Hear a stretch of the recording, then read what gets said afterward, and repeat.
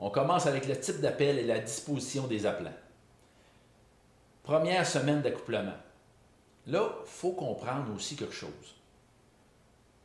L'accouplement se fait pas toujours aux mêmes dates. Contrairement à l'orignal ou au chevreuil, que plus ou moins une semaine, l'orignal, tu sais, quand on parle du 25 septembre, là, ben plus ou moins 4-5 jours avant, 4-5 jours après, normalement, la première période d'accouplement se fait là. Le dindon, c'est pas du tout ça. Au Wyoming, on parle d'en février. En Floride, on parle de mars. Puis au Québec, on parle d'avril. Ontario, avril plus de bonne heure. Québec, avril plus tard un peu. Souvent, avec les dates que nous, on a, comme l'année passée, comme 2-21, ben, l'accouplement était terminé quand la chasse a commencé.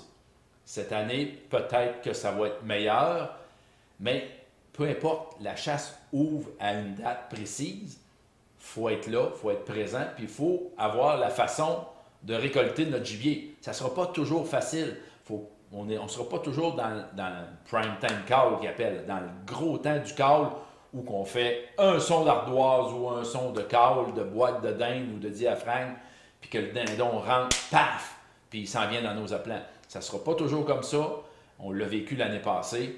Cette année, on le verra. Mais moi, là, ce calendrier-là vous dit première semaine d'accouplement. À partir de là, on ne chassera jamais au Québec avant l'accouplement. Ça me surprendrait à moins qu'ils changent les dates. Mais ça fait que je vous dis, regardez, moi j'avais écrit peut-être première semaine d'accouplement aux alentours du 23 au 29. Que la première semaine d'accouplement, même si c'est une semaine avant que la chasse ouvre, il faut se fier au calendrier. Fait que première semaine d'accouplement, même si la chasse n'est pas ouverte, c'est tel type de call, tel type d'appelant, telle disposition des appelants. C'est comme ça qu'on va faire notre setup. Nous autres, c'est sûr qu'on va commencer dans la deuxième semaine d'accouplement et je vous la montre. Première semaine d'accouplement. Là, on est dans le prime. On est dans le meilleur. Piaillement d'excitation, exciting cutting, glapissement yelp. Là, on est dedans. Fait que là, viens-t'en mon grand, la madame est prête, viens-t'en mon grand, la madame est prête. On n'arrête pas de dire ça. Parce que là, on est vraiment dans la période d'accouplement. On ne fait pas d'autre chose que ça. On ne fait que dire au mâle, viens-t'en mon grand, je suis prête. C'est piaillement d'excitation. On le voit, hein? Piaillement d'excitation, c'est vraiment un mélange de sons qui dit au mâle, hey, c'est pas simplement un petit yelp, un petit glapissement qui dit viens-t'en mon grand, la madame est prête. C'est vraiment, je suis full excité, c'est le temps que ça se passe, viens-t'en, c'est là que ça se passe. Le exciting cutting, c'est un peu le même principe.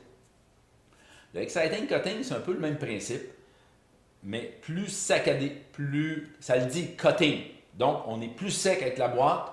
Fait que, écoutez bien les sons, c'est comme ça que ça doit se faire pour vraiment lui passer le bon message, de dire « Viens-t'en, je suis prête, c'est là que ça se passe ».